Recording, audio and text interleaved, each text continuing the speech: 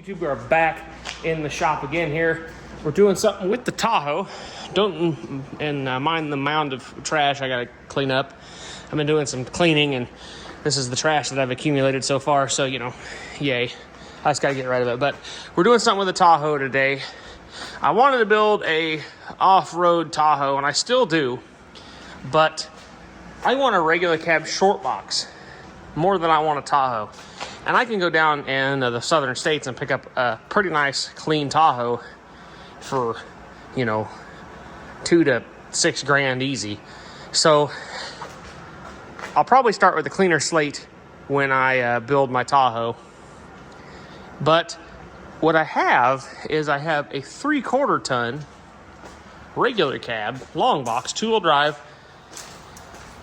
that has it needs rockers and cab corners, but that's nothing ridiculous.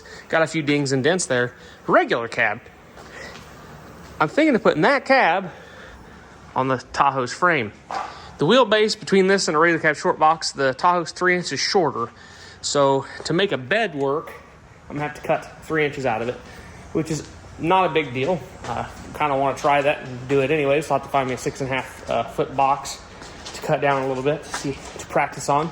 But I'm also going to eliminate the fuel door on the side up front, because if you guys know, the Tahoe is in the back, so I'm either going to have to move it from here to back here, or I was thinking inside the bed, or veto a bed entirely and go with a flatbed. I don't know. I'm thinking it'd be kind of a cool little project, being that's all-time four-wheel drive. It's got that Borg Warner 2-speed transfer case in it. I'll put the electronics from the Tahoe in it too, so it'll have the exterior lighting, heated leather seats. It'll probably be a console truck too, so it'll just be a 2-seater truck. I'm gonna try to keep the auto air and stuff. I don't know if there's a spot for this under. Actually, does this not have this thing under the headliner? I don't know if that cab can accept the thing from the headliner. I have to put a hole in it for the antenna too. Which I really don't have to, because we're not utilizing any of the factory OnStar or anything, so that stuff can kind of be deleted. Rear AC and stuff will be also deleted. All this stuff will be cleaned up, and I'll put a new heater core, AC evaporator in the air box, AC box, then I'll put it in the truck. We'll put all the steering column, the pedals, everything out of this dash will be in that cab. I'm going to probably use my other seats that are in my crew cab out there, because they're a little nicer than these seats. If these seats pull the covers off, they look good, and I clean them up and they clean up. Hi, bud. Got my oldest out here. He's riding his tractor around helping me. But yeah, I got the bed unbolted. Yeah. Okay. I almost got the bed off. I got all the bolts. I got to do the filler neck. The wiring's unplugged. The bolts? Yeah, he's got the bolts. Yeah. I'm leaving him in. Oh, nice. I'm leaving him in charge of the bolts. We're going to pull the bed off. Yeah, we're going to pull the bed off. And then we're going to back it into we're going to pull the bed off, set it out there. I'm going to try to get it outside, but I'm going to pull the bed off, back it into the bay, pull the front sheet metal off the cab. My plan is to pick the cab up enough to slide 2x4s or 2x6s underneath it, put them on jack stands, and then roll the frame out from underneath it, because I don't have a lift. That's what we're going to try to do. That's what we're going to try to do.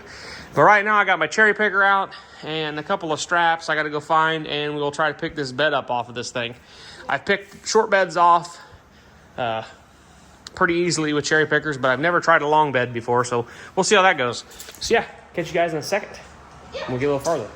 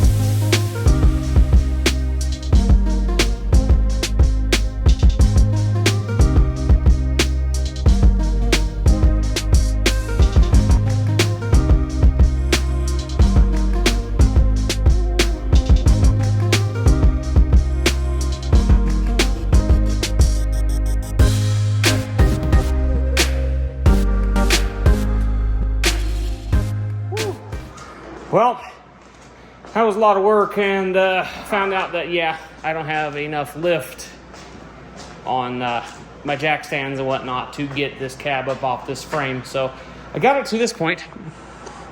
But yeah, I just got my lift strap slung through the cab. I'm just going to go ahead and borrow the big forklift from work, come down here, pull it outside with the Ranger, and just pick it up and take the cab off the frame that way. Then we'll push the frame back in, pull the transmission off, or not pull the transmission, pull the engine, transmission out. Transmission's just a core. I'm sure it's pretty rough on the inside. I'm guessing it might have been rebuilt at some point because it's been painted black. So I don't know. I have to look at the tags and whatnot. Maybe there'll be a reman sticker on it somewhere. Not like it matters. It was this trans cooler line leaks like a sieve, and they ran it low on fluid and burned it up. So, you know, it's no good that way. Other than that, though, it's got an LQ9 in it. Got 3.7, or not LQ9, LQ4 6-liter in it. It's got 317 heads. So yeah, it ran. Didn't run particularly well. It needed some love, but I'm gonna get it. I'm gonna try to get it fired. I'm gonna actually flash the computer with the OBX, OBD2 LX, or whatever the heck that my open source firmware flashing system is I have in there. I haven't done it so long that I need to relook how to do it because I don't remember it. But I'm pretty sure I have a bin file for this, so I can pull it up, unlock VATs, and then reflash just the VATs deleted. I don't care about O2s or nothing, none of that stuff right now. I just want to apply power to that fuse box and fire it up, hopefully with the fuel system that's on it, and hopefully it's not stuck. But yeah, I want to be able to fire it up and let it run on this setup. I gotta hook the two radiator hoses together somehow. I don't know if I have a piece of pipe I can shove in there. I don't know. I'll have to see if I get a adapter. I may look around. I may have one. But yeah, so that's what we're gonna do with this bad boy. Get this cab off here, and then we're gonna take all the guts out of it and give her a good old cleaning. Put some down dampener.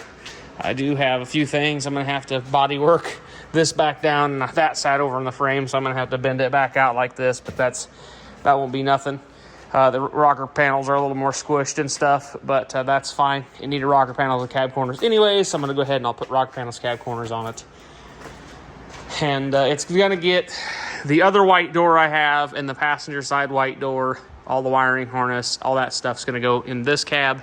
All the dash harness, everything, like I said, is gonna go from that Tahoe into this cab, and this cab on that Tahoe frame. I am going to measure the frame, or the cab mounts here directly from that one to the back one, and I'm going to crawl underneath the Tahoe and look, because I'm going to make sure that it can bolt directly down on that frame, because I don't want to have to modify cab mounts too much. As long as if the front ones are in the right spot, that's pretty much the only thing I need to know. Because if I can get, what's up, man? If they're in the right spot, I can weld the back ones on. So that's all I got to figure out. But like I said, if I had a gantry crane, I could easily pick this up. I do want to look into getting one of those someday, because that would be really handy. Obviously, a 2-post lift would be incredibly handy too for doing stuff like this. I literally can put the pads underneath the cab corners, or underneath the front of the rocker and the rear cab corner, and pick the whole cab up off the body, or all the body off the frame, wheel the frame out from underneath it. I see the inside. Oh, you see the inside? Yep. Yeah. It's pretty nasty in there, ain't it? Yeah. I saw the inside. Yeah, it stinks. Needs a vacuum and a cleaning. But yeah. Anyways, as you guys can see, Mean Green looks a little different. Yep, Mean Green looks a little different. He's got a cab heater now and some lights and stuff, but he's been doing just work like this around, being helpful, pulling and pushing and doing all kinds of stuff. I do want to build me a mean front bumper for it that's got some rubber pads on it, so I can push stuff around with it a little better than just putting a tire on. Yeah, he did help me push stuff. He'd been a pretty big help today. So yeah, went ahead and I had some Cooper Discoveries. My dad lifted this up. Do you lift this up? Why if we put these tires back on this? Yeah. We put these Cooper Discoveries on here that I had. They're pretty much pretty low on tread, but we took it apart. yes, yes, we did. Yeah, they're low on tread, but they're round black, hold air. So I threw them on these wheels and put it back on there just so it can be a good roller, because I'm not getting rid of the frame. I'm going to keep it around. I'm going to take the engine, transmission, and probably the core support and stuff off of it just to save it, so it's not out in the weather, especially the 6-liter. It can sit in here. And that boxes in it. It does have boxes in it. It has a box full of random U-joints and whatnot, so that's always fun. So anyways, guys, we'll catch you guys in the next video. Hopefully, I'll have this cab up off this frame. I won't record any of that because I'll just pull it outside real quick. Probably borrow the... what? What? Why? He wants to hold the camera. Here we had the Carson cam. Yeah. Now we have the casing cam. Hey, flip around the other way. All I can do is see your shirt, sir. And now you can see what you're pointing at. Then got this. We got this fixed and everything. All right, down the back. Yeah. If he calls this fixed, we're in good shape around here. But anyways, that's what we're gonna do, and we'll catch you guys in the next one. Hope you guys have a good rest of your week, and have a Merry Christmas.